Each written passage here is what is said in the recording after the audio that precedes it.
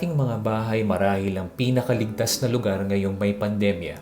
At sa vlog na ito, ating bibisitahin ang mga lumang bahay na nagsilbing tiping saksi sa dalawang pandemya, ang Spanish flu pandemic noong 1918 at ang novel coronavirus ng kasalukuyan.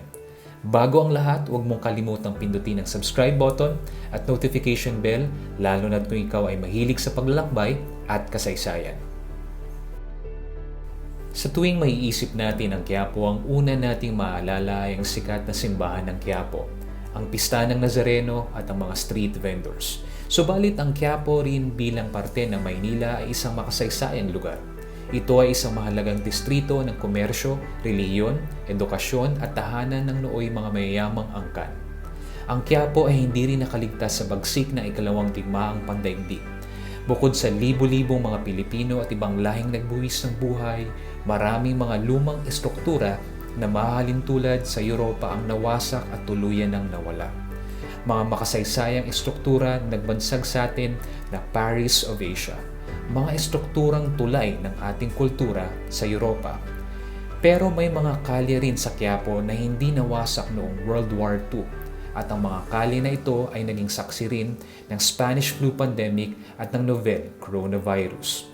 Ito ang mga kalye sa Quiapo na ating bibisitahin kasama na ang kalye na dating sinasabing pinakamagandang kalye sa Quiapo. Ang Maynila ay hindi nakaligtas sa Spanish flu pandemic na nagsimula noong 1918 hanggang 1919. Nagkaroon ng 3 wave ng infection. At ang unang tinamaan ay ang Maynila, Bataan, Batangas, Rizal, Laguna, Tayabas, Pampanga at Nueva Ecija. Sa ikalawang wave ng infection ng Spanish flu pandemic, ito ay nanalasa sa mga riyon na bukas sa pandaigdigang komersyo gaya ng Cebu, Iloilo, Pangasinan, Negros at Camarines. Maging ang mga bayan sa Kamindanawan ay hindi rin nakaligtas sa Spanish flu.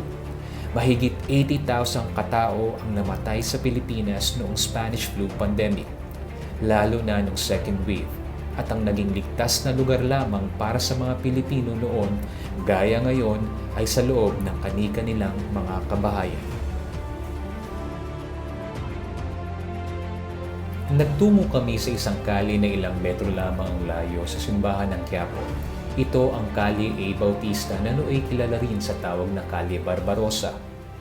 Ito ang bahay ng Pil Bautista na itinayo noong 1914 at naging tahanan ni Gregoria de Jesus, ang biyuda ni Andres Bonifacio na nang muling mag-asawa ay pinakasalan si Julio Nakpil. Ang bahay na ito ay naging tahanan din ni Dr. Ariston Bautista na siyang nakaimbento ng medisina sa pagsugpo ng kolera. Tumira din dito si Juan Nakpil, isang national artist for architecture, at dito rin sa bahay na ito inilagak ang orihinal na estatwa ng Black Nazarene upang makaligtas sa pambobomba noong World War II. Ang bahay na ito ay isa ng museo, subalit sarado dahil sa COVID pandemic noong kami bumisita. Sa tabi lamang ng bahay ng Pil Bautista ay isa pang lumang bahay, subalit di gaya ng bahay ng Pil Bautista, ito ay napabayaan na tila ba humihingi ng tulong. Ang Casa Boix, na base sa lumang dokumento ay nakaplano ng itayo noong 1890s. Ang bahay na ito ayon sa oral tradition ay tinirahan ng dating Presidente Manuel Quezon nung ito ay nag-aaral pa ng abogasya sa UST. Ilang metro lamang layo sa mga bahay na ito ay ang kahabaan ng Kalye Hidalgo na nooy mas kilala sa tawag na Kalye San Sebastian. Ang kalye na ito ay sinasabing pinakamagandang kalye sa Quiapo noong panahon ng Spanish at American occupation. Matatagpuan dito ang mga mansyong bahay na bato na pag-aari ng dating mayayamang angkan sa Maynila. Mula sa mga lumang larawan ng Kalye San Sebastian ay makikita na dati itong dinadaanan ng mga tranvia. Ngayon, wala na ang karamihan sa mga mansyon at ang mga nakatayo pa ay napabayaan na. Wala na ang mga dating mayayamang angkan na nagtayo at nag-alaga sa mga tahanan ito. Mga mansyong naglalaman ng mga mamahaling kasangkapan ng mga panahong iyon. Wala na ang ganda ng Kalye San Sebastian.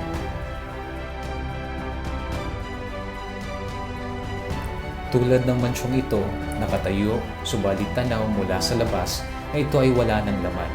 Kung makapagsasalita lamang ang mga mansyong ito, marahil marami tayong matututunan sa ating kasaysayan at kung paano nila naitawid ang Spanish flu at World War II.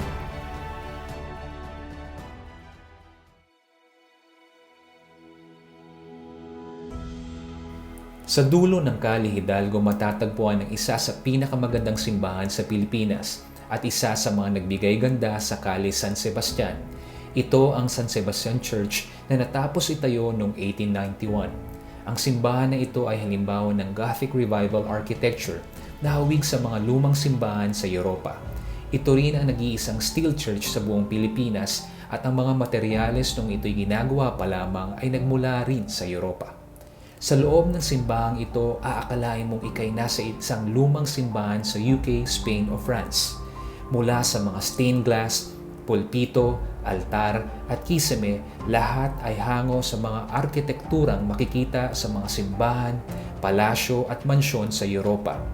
Isang magandang alaala ng ating arkitektura at kultura ay hindi lamang mula sa kalapit bansa sa Asya, kundi pati na rin sa Europa.